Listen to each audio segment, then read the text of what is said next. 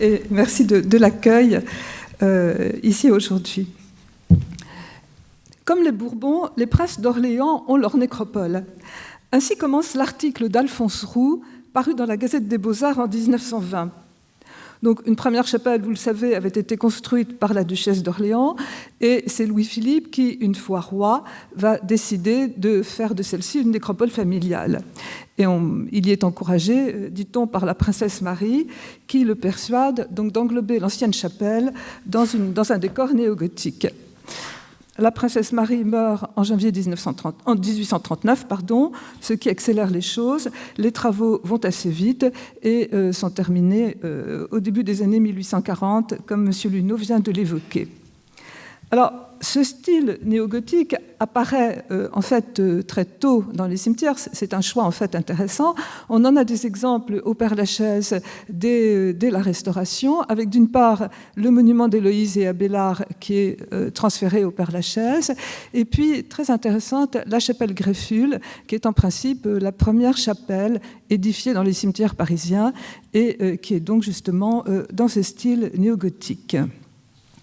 Est-ce que cette chapelle a pu servir de lointain modèle pour Dreux ? C'est une question peut-être que l'on peut se poser.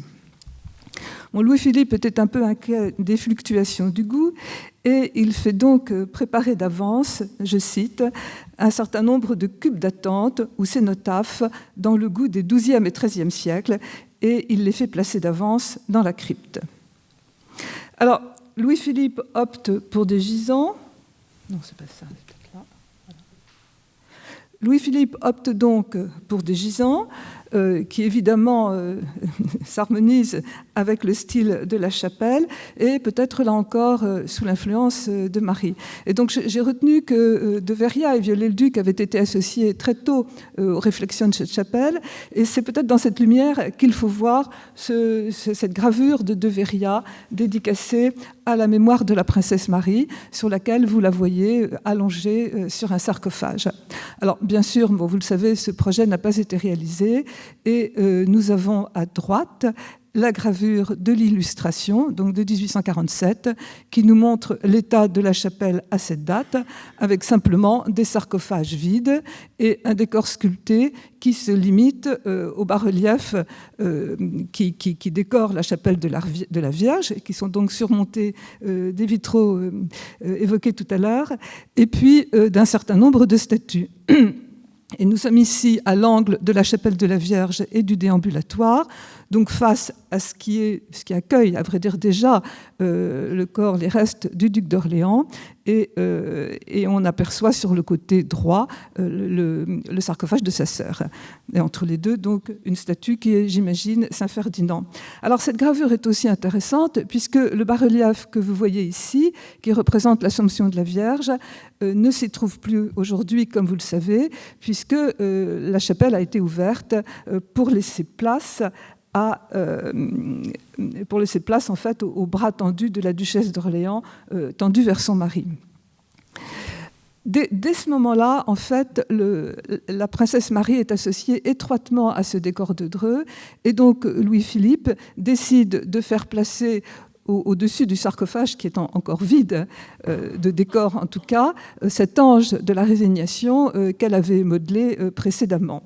Donc la maquette de l'ange se trouve aujourd'hui à Chantilly et vous avez à côté une vue de son atelier en 1841, je crois, donc de toute façon après sa mort. Vous voyez l'ange en grandeur définitive et on peut se demander en fait dans quel état il était lorsqu'elle a disparu. Avait-elle eu le temps peut-être pas de réaliser elle-même, mais en tout cas de surveiller l'agrandissement? Là, j'avoue que je n'ai pas trouvé la réponse à la question. Donc, quoi qu'il en soit, cet ange est sculpté en marbre et placé dans la chapelle au-dessus de son sarcophage.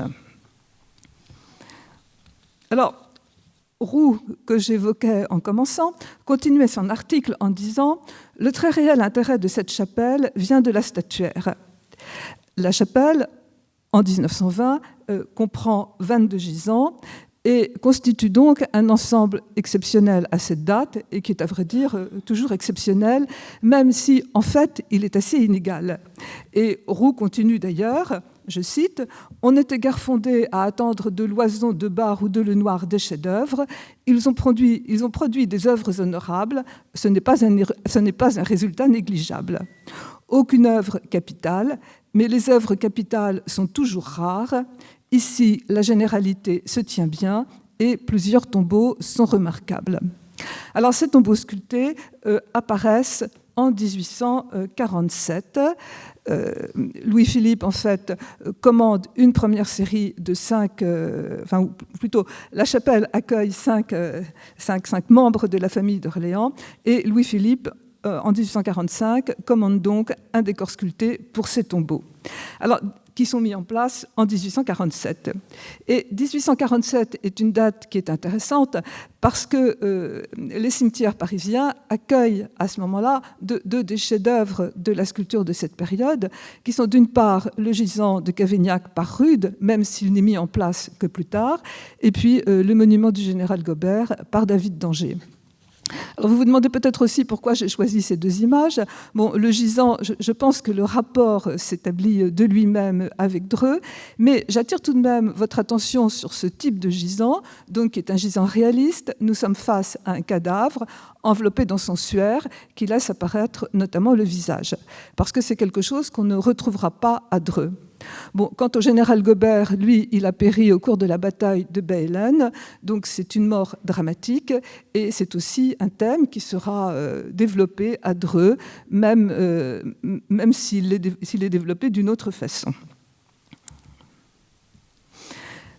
Donc en 1847, 4 tombeaux, en fait, sont ornés de sculptures.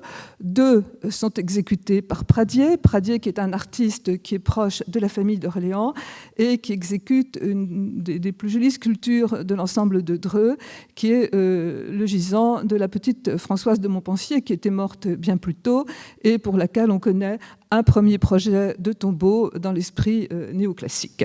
On la voit déjà sur son lit de mort, mais cette fois-ci accompagnée de sa mère en pleurs et réalisée sous forme d'un bas-relief qui orne la façade d'un sarcophage. Donc c'est un parti totalement différent qui est adopté.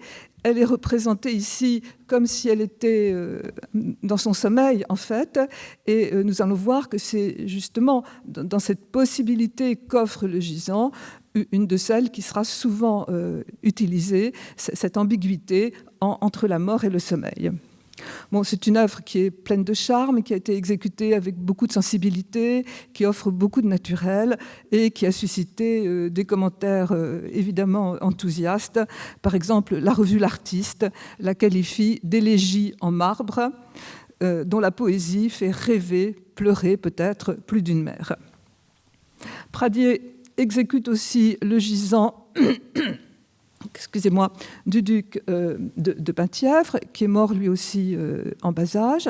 Et là, nous sommes devant un autre type de gisant. Cette fois-ci, c'est un mort qui est bien arrangé, si on peut parler comme ça, et qui présente les attributs, peut-être pas de la royauté, mais en tout cas de son appartenance à la famille royale. Et là, nous sommes en fait dans le prolongement de la grande tradition des gisants qui remonte jusqu'au Moyen-Âge. Un peu dans le même esprit, le gisant de la duchesse douairière d'Orléans par Barre. Donc cette fois-ci, nous passons à un artiste qui est beaucoup moins connu. Alors, on prétend que Pradier était extrêmement exigeant sur le plan financier, était assez cupide en réalité, et on peut imaginer que c'est la raison pour laquelle Louis-Philippe décide de commander les 2 autres gisants, non plus à Pradier lui-même, mais à des artistes, peut-être un peu d'une catégorie un tout petit peu inférieure, qui sont donc Barre pour la duchesse d'Orléans et Loison pour le duc d'Orléans. Donc je ne reviens évidemment pas sur la mort du duc d'Orléans, mais en revanche, je voudrais attirer votre attention donc, sur le fait que, au fond, en parallèle, sont réalisés deux monuments funéraires, donc l'un pour la chapelle de Dreux et l'autre pour la chapelle de la Compassion à l'entrée de Neuilly. Et je pense que cela vaut la peine de s'interroger un instant sur la signification, au fond, de ce double hommage qui lui est rendu. en comparant peut-être les deux effigies. Donc vous avez à gauche celle de Loison, oubliez évidemment l'arrière-plan, qui ne viendra que beaucoup plus tard. Donc un gisant allongé très, très convenable, bien coiffé, les mains jointes, enfin tout est comme il doit être. Et de l'autre côté, au contraire, une représentation beaucoup plus dramatique. Donc il me semble que nous sommes d'un côté à Dreux, dans le cadre simplement de l'évocation d'un membre de la famille royale, alors qu'à la chapelle de la Compassion, nous sommes face à l'évocation d'un individu qui a péri de façon tragique, ce qui bouleverse évidemment sa famille, bien sûr, mais aussi la France tout entière, puisqu'il était appelé à succéder à son père. Donc, dans les deux cas, Ary Scheffer est censé avoir donné des dessins, notamment en tout cas pour la chapelle de Neuilly. Vous en avez un ici, dessins qui ont été réalisés en présence de la reine Marie-Amélie, et dans lequel donc Scheffer inclut cet ange qui avait été modelé par toujours Marie d'Orléans et qui est donc placé derrière le gisant. Et voici une comparaison, un détail des deux portraits en fait, du prince, qui je trouve, confirme ce que je viens de vous dire. Vous avez donc à gauche le gisant de la chapelle de Neuilly. Donc vous voyez que la chemise du prince est ouverte, sa tête est renversée en arrière, ses cheveux sont un petit peu en désordre, alors qu'à droite, nous avons le visage qui est ici à Dreux. Le prince là est allongé bien droit, la tête est posée sur un coussin à la bonne hauteur et le détail de la chevelure est significatif, il est très bien coiffé. On voit donc là le défunt nous est montré dans une sorte de présentation officielle. Alors, avec ces 4 gisants, au fond, se termine la première commande, puisque de toute façon, ensuite, Louis-Philippe s'exile en Angleterre, et il va falloir attendre 30 ans, en fait, pour que l'on passe à une deuxième campagne de gisants. En 1876, 8 cercueils sont rapportés à Dreux, dont les cercueils de Louis-Philippe et de Marie-Amélie, de Madame Adélaïde, etc. Alors, un certain nombre des sculptures funéraires sont commandées à ce moment-là à Aimé Millet. Aimé Millet, c'est un sculpteur qui a le vent en poupe à Paris. C'est lui, vous voyez, qui réalise le groupe d'Apollon entre la danse et la musique, qui est au sommet du pignon de la scène de l'Opéra de Paris. Et dans les cimetières parisiens, il vient de réaliser ces 2 œuvres très différentes, mais très, très belles l'une et l'autre. La si jolie jeunesse qui est sur le tombeau d'Henri Murgère, et puis l'effigie de Baudin, d'Alphonse Baudin, député, qui avait été tué lors des émeutes de 1851. Et comme d'ailleurs pour Cavaignac, le tombeau ne sera mis en place qu'après la chute du Second Empire. Donc Millet est un sculpteur qui est bien connu, bien présent sur la scène parisienne. En même temps, ça n'est pas vraiment un artiste officiel. Et on peut se demander, au fond, ce qui a incité la famille d'Orléans à se tourner vers Millet. Alors là, moi, je vois 2 raisons. D'une part, le fait que Madame Millet, mère, s'occupait de bonnes œuvres et qu'elle avait été, de ce fait, mise en relation avec la reine Marie-Amélie. Et puis, surtout, peut-être, la recommandation de Viollet-le-Duc. En effet, le comte de Paris, puisque c'est lui maintenant qui est responsable de Dreux et des commandes, avait d'abord pensé faire appel à Eugène Guillaume, mais Eugène Guillaume décline parce que son enseignement, dit-il, l'occupe beaucoup trop. Et Viollet-le-Duc écrit à ce moment-là, à propos de Millet, je cite, « C'est un homme de talent et qui a fait de très bonnes statues de tombeaux. C'est un de mes anciens élèves et je puis par conséquent exiger de lui plus que d'un autre statuaire, c'est-à-dire lui demander de travailler jusqu'à ce que vous soyez tous satisfaits. » Ce que je trouve en fait assez amusant et assez instructif aussi sur la façon dont se passent les choses. Alors, Millet réalise d'abord le gisant de Madame Adélaïde, qui va être placé près de celui de la duchesse douairière d'Orléans, qui est d'ailleurs sa mère. Et nous voyons Millet qui, en 1874, va à Dreux faire des dessins, relever, dit-il, le tombeau de la duchesse douairière pour s'en inspirer pour Madame Adélaïde. Alors, pour Madame Adélaïde, il réalise lui aussi donc une effigie couchée. Elle est représentée dans ce stade intermédiaire entre la mort et le sommeil. Bon, elle a les mains croisées sur la poitrine, comme il est normal pour un défunt qui s'endort dans la paix du Seigneur. Mais vous voyez que son visage se tourne vers le spectateur. Et puis Millet, qui est un sculpteur qui a eu beaucoup de succès, mais qui est un sculpteur qu'on appelle éclectique, voilà, Millet a pris plaisir visiblement à détailler le costume de la princesse, notamment la mantille de dentelle qui entoure son visage. La famille d'Orléans est tout à fait satisfaite de ce gisant et cela vaut à Millet d'autres commandes. La commande des gisants de deux des enfants du duc de Montpensier. Donc voici Ferdinand de Montpensier, qui est mort alors qu'il avait une vingtaine d'années et qui est représenté comme saisi en plein sommeil. Et là, nous ne savons plus très bien devant quel type de représentation nous sommes. Est-ce qu'il est mort ? Est-ce qu'il est vivant, endormi ? La réponse n'est pas très claire. Au fond, aucun signe ne nous dit qu'il s'agit véritablement d'un défunt. Et là, vous voyez donc le chemin qui est parcouru depuis, par exemple, le gisant de Cavaignac que nous avons vu tout à l'heure. Millet réalise aussi ce gisant pour son petit frère, Louis de Montpensier, et il a cette idée très élégante, très étonnante aussi, plutôt que de représenter le défunt, de suggérer simplement la forme de son corps à travers un suaire, un drap très fin qui laisse donc deviner le corps de l'enfant. Alors peut-être ne disposait-il pas de projet, ou peut-être, au fond, le réalise-t-il comme une sorte de tour de force, de démonstration de sa virtuosité de tailleur de marbre. Car il faut penser qu'au fond, il y a le monument le plus important qui va être réalisé bientôt, qui est celui de Louis-Philippe et de Marie-Amélie. Et en fait, Millet se met sur les rangs. Et il n'hésite pas à écrire au comte de Paris qu'il faudrait bien s'en occuper et que ça serait bien de prendre une décision pour qu'il y ait une sorte d'ensemble, d'homogénéité à travers l'ensemble de la chapelle. Alors là, à vrai dire, le pauvre Millet va être déçu, car ce n'est pas lui, en fait, qui obtient la commande, mais c'est Mercier. Oui, alors au passage, simplement, le monument des enfants du comte de Paris, que je vous montre tout de même, puisque c'est le seul monument avec celui de Louis-Philippe et de Marie-Amélie qui n'est pas sous forme de gisant.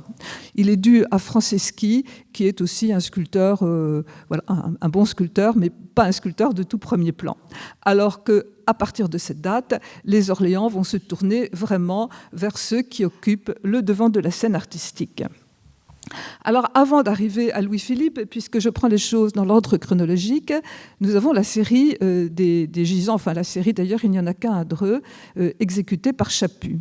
Donc Chaput, prix de Rome, membre de l'Institut, donc sculpteur fort célèbre, qui a en plus une renommée bien solide dans le domaine funéraire, puisqu'il est l'auteur à la fois de la pensée, au Père-Lachaise, sur la tombe de Marie d'Agoult, et puis de la très élégante jeunesse qui orne le monument à Henri Regnault et aux élèves morts de l'École des Beaux-Arts de Paris.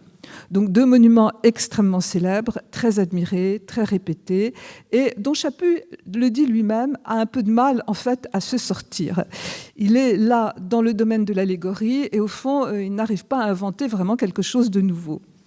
Il va être aidé en cela par les commandes, justement, des Orléans, dont la première est ce tombeau de la duchesse de Nemours.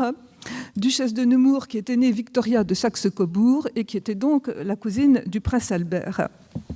Alors, elle meurt en Angleterre, comme tous les Orléans de cette génération, et elle est enterrée dans la chapelle de Weybridge. Et la reine Victoria, d'ailleurs, vient se recueillir devant sa tombe. Car pour la reine Victoria, c'est une cousine, en fait, très chère.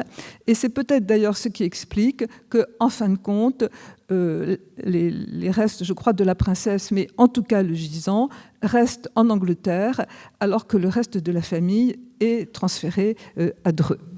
Donc ce gisant est resté dans cette chapelle jusque dans les années 1970, je crois. Il en a été enlevé à ce moment-là, et il a été question, en fait, de son acquisition pour le musée d'Orsay, jusqu'à ce que, en fait, le musée de Liverpool se porte acquéreur et, par un phénomène de préemption que nous connaissons bien en France, le maintienne finalement en Angleterre. Au-delà de cette histoire, c'est une œuvre pleine de charme, pleine d'élégance, et devant laquelle on peut de nouveau se poser la question: à quel stade sommes-nous exactement ? En réalité, il est probable qu'elle est bien morte, puisque vous voyez qu'elle est enveloppée dans son suaire. Mais en même temps, ça n'est pas une morte bien arrangée, bien droite, les mains jointes, etc. Elle se tourne un peu vers le côté, et on a le sentiment qu'il y a encore une sorte de lien qui s'établit avec le spectateur.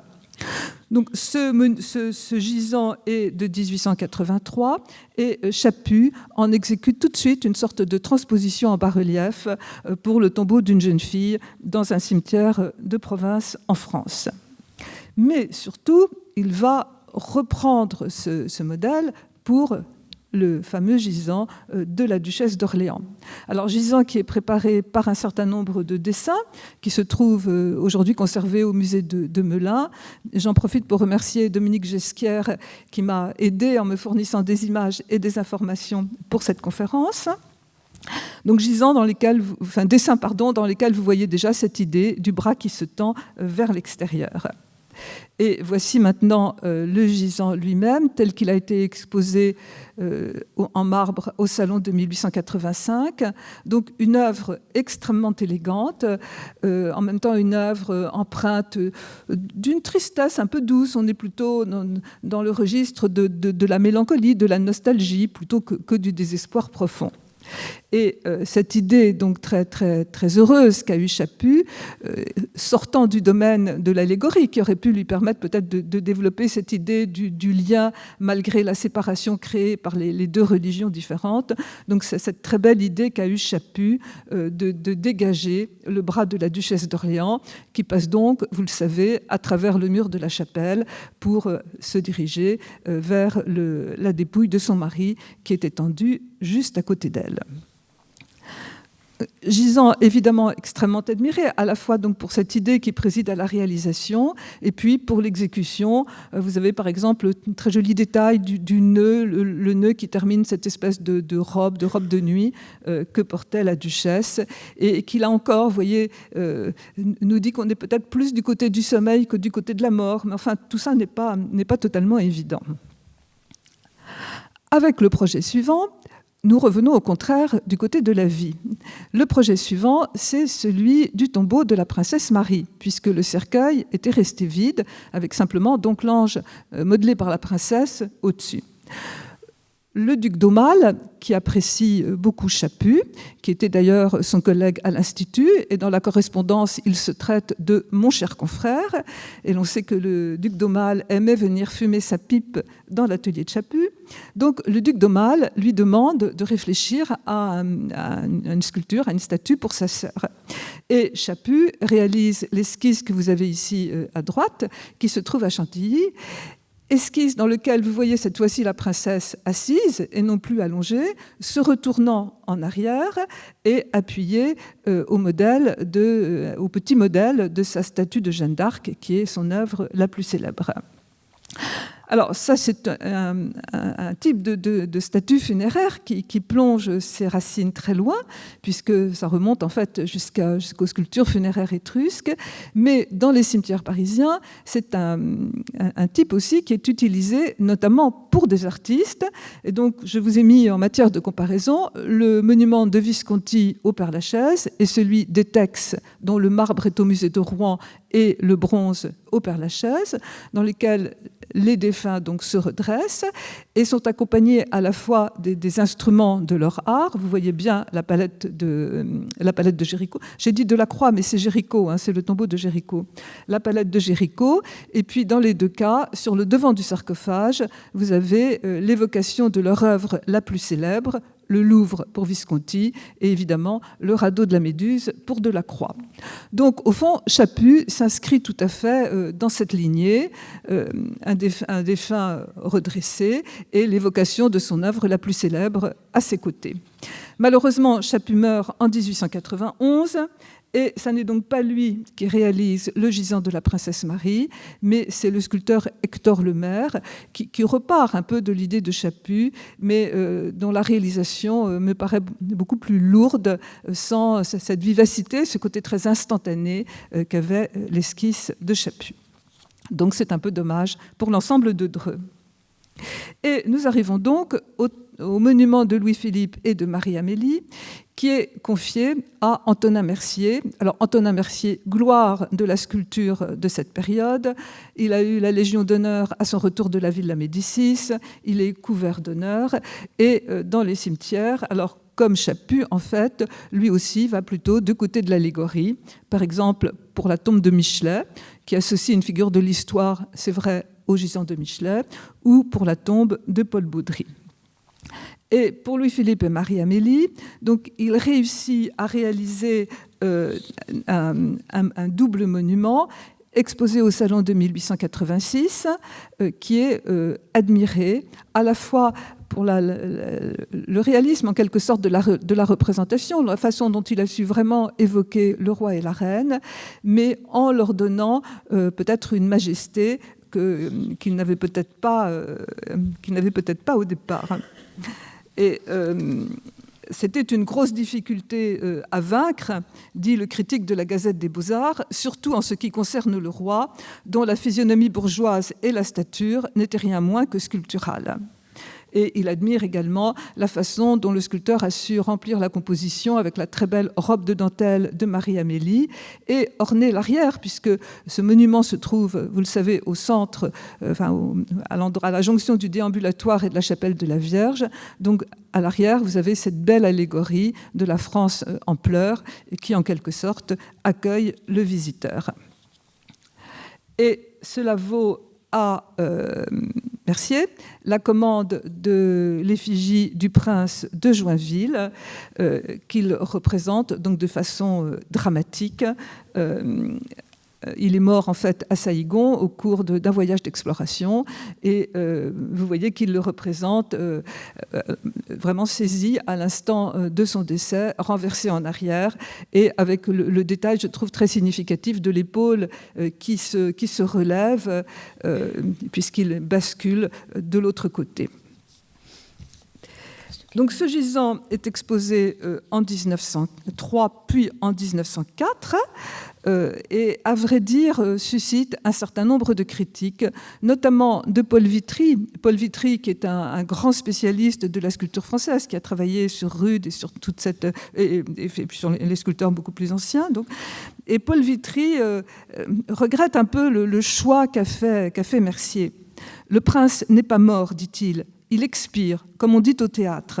Et de fait, malgré la révérence due à l'artiste et à son modèle, c'est à un héros de théâtre, à un ténor d'opéra, que nous fait penser cette silhouette trop calculée, trop à l'effet. C'est un instantané figé en marbre de jeune homme mourant qui se soulève une dernière fois, la main crispée sur la carte de la région qu'il va explorer.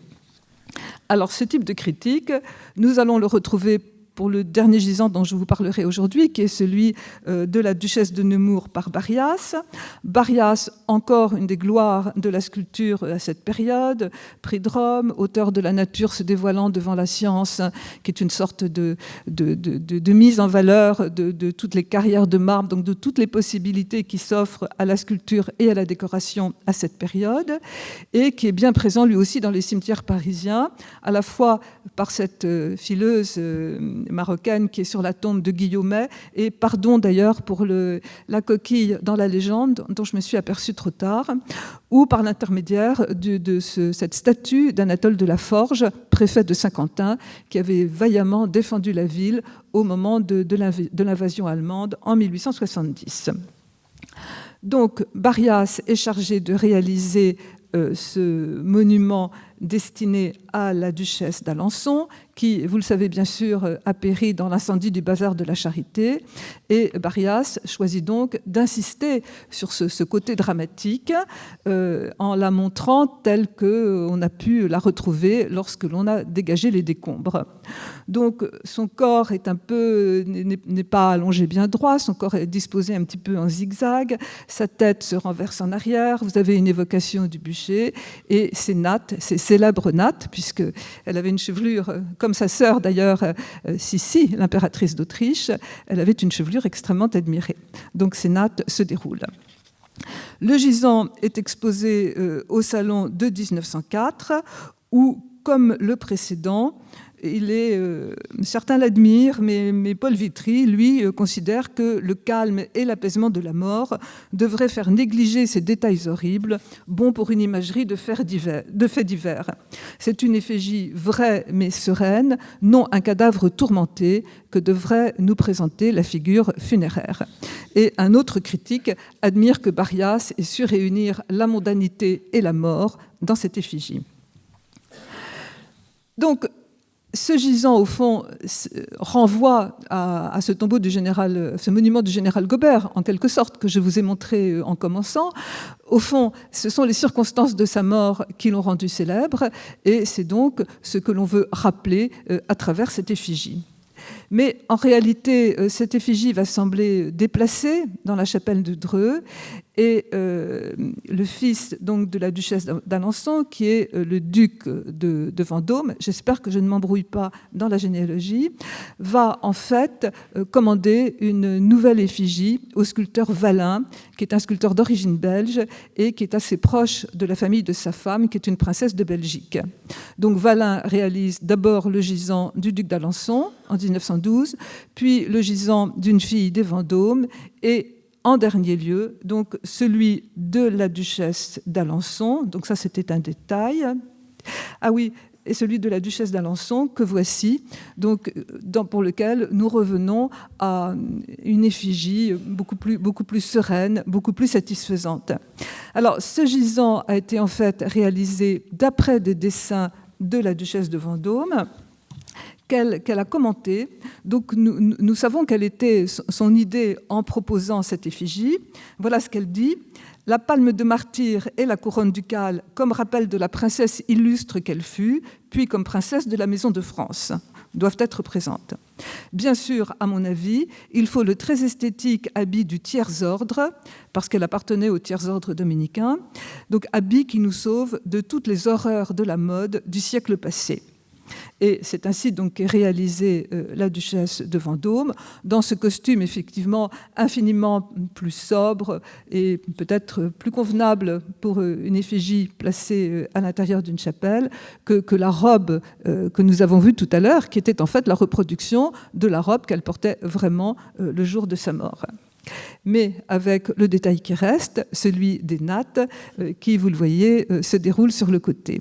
Et dernier peut-être clin d'œil à l'ensemble des monuments de la chapelle, le bras en fait qui se détache sur le côté de façon à se tendre vers son mari, le duc de Vendôme, qui était installé en face d'elle. Alors ce gisant-ci est de 1930, il y aura encore un ou deux gisants qui seront installés dans la chapelle après cette date, mais au fond, je crois qu'on peut conclure cette intervention sur cette dernière image. Merci de votre attention.